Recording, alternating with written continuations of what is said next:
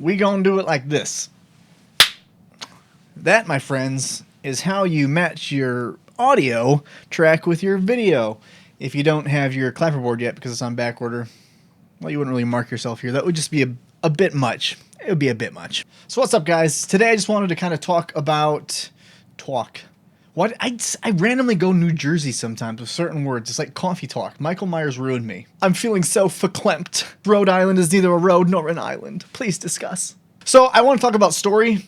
I know we know a lot about story. Everyone tells stories. That's kind of how we grow and we learn, is we learn through story when we're young, and somehow that sometimes changes, but still when you get older, at least in my case and a lot of people I know, it's story that helps us understand things more so than sometimes a textbook would. If we can tell a story about something, we can identify with it and process it better sometimes. So that's what the power of storytelling is we can really, entertain someone, yeah, but we can actually get a point across. We can get a message, something we believe in and are passionate about, or we can communicate something deep about ourselves and our own understanding and help somebody else discover the same things, whether they realize we're doing it or not. So when I'm telling a story, like I finished my first 2 drafts of my first ever feature-length film.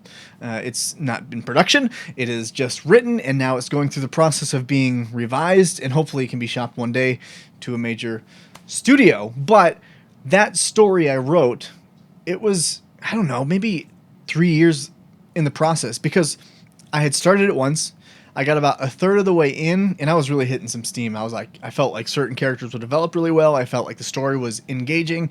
And then I was using Celtech software when it used to be just like the physical on your computer software, and you could do the cloud, which I guess I should have done. Apparently there was a problem with that software that I didn't know about, and it corrupted, and I lost everything.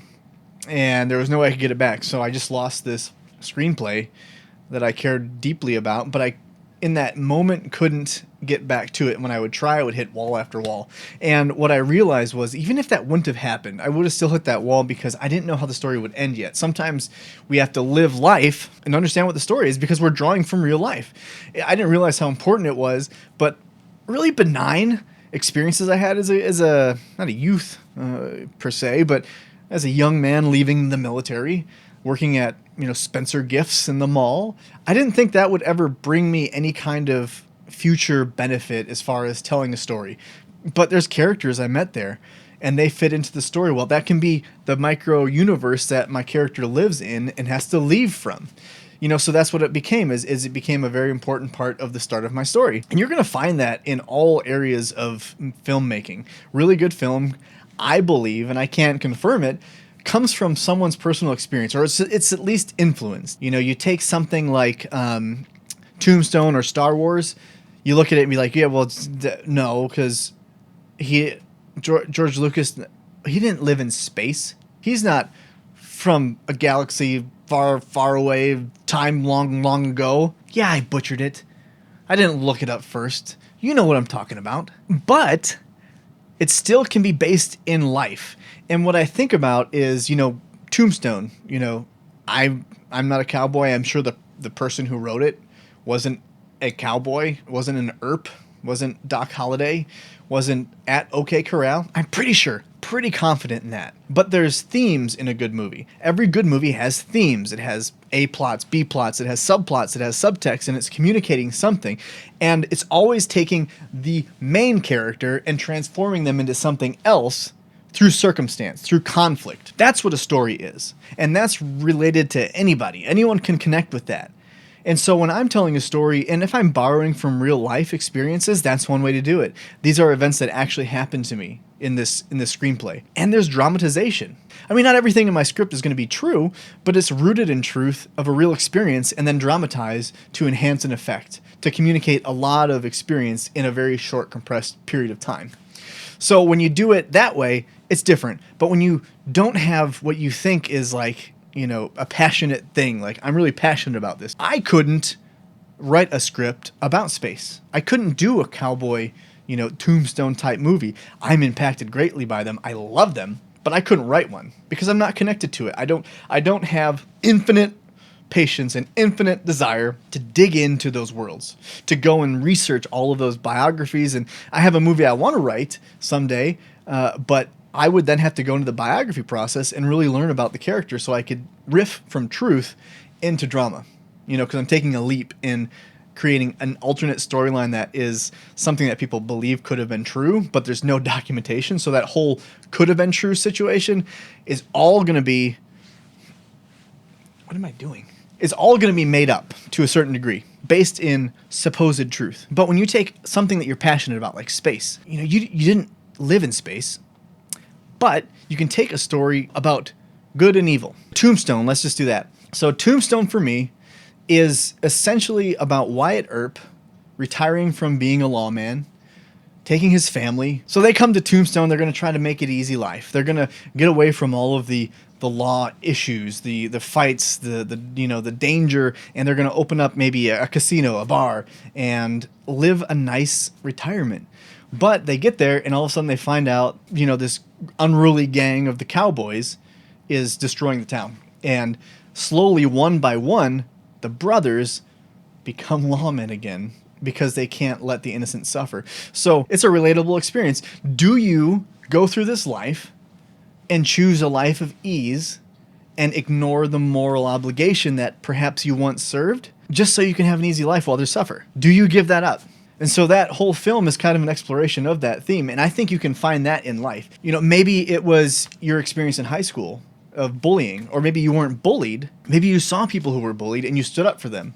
Or maybe you didn't. And now you have this conflict in your head that you're like, man, what if I would have? You can explore that in space or in the Western world or in the modern world, wherever your passions lie, whatever you care about deeply to invest in and learn. You can apply that story principle to your own writing. You don't have to be in the environment. It doesn't have to be real to you, but the concept, the nugget, the transformative journey, the hero's journey, the arc has to be rooted in your truth and your understanding of something that you've connected with. So if you're trying to write something, just take a basic belief, an experience you've had, and even if you don't know the belief, try to figure it out. Like I said before, I don't know what to do. Well, okay, I saw this thing and it impacted me in real life. Okay, what was the thing? What impacted you? Was it the bullying? Was it not standing up for somebody? Man, I wish I would have. Maybe, there's people who are really violent, and have to not be violent. Maybe there's things that you should have done that made you have to become violent and become rageful and become angry, but you didn't. And so now you take your character and you put someone who is like yourself, go on this journey that's going to force him, he, or she to become violent. Whatever is acting upon the character has to change them. It has to make sense that you're in this environment, you're in this situation because it's going to force you to change. What would have forced you to change? If you needed to be called to a place where you had to show anger and rage, what situation would you had to have forced upon yourself that would force you to call that anger up? And so that's the process. And in life, it just continues to build story. That's our life, is how we use our minds and our bodies to navigate it, creates our life story. And that's my whole principle. That's my whole belief structure. And that's what I believe the only three things that we own is mind, body, story. And I couldn't finish my story, at least a rough draft, because I didn't know where it would end. I had to live 2 more years of life to figure out where I wanted to take it. And then another year really to understand that it was okay for me to go there. And that comes with relationship too. So it's much as it is about putting things on paper. It's about having relationships that you trust, so they can tell you what is good, what is not really making sense. And for me, that's one of the most fun things I've been doing recently is getting with other creatives who have written things or are video producers and teaming up, because I really think that it's together we grow it. We can change the industry if we come together and not really compete so much, because we all want to elevate it.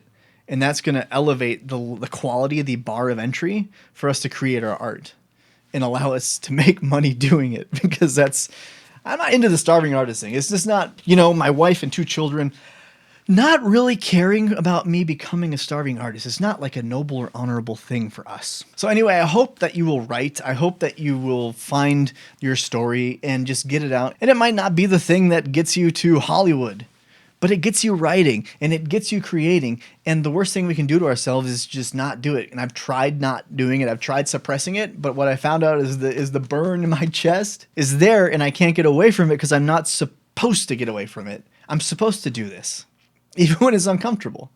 So I'm writing. I'll share, where the next revision goes, and if it ever goes anywhere. But I like to talk more about this stuff, and got hopefully some gigs that I've just booked that I can bring you guys along with, and kind of break down what we're doing, and have some more fun creating video and elevating the artistic culture within my own city. So until next time, journey well, my friends.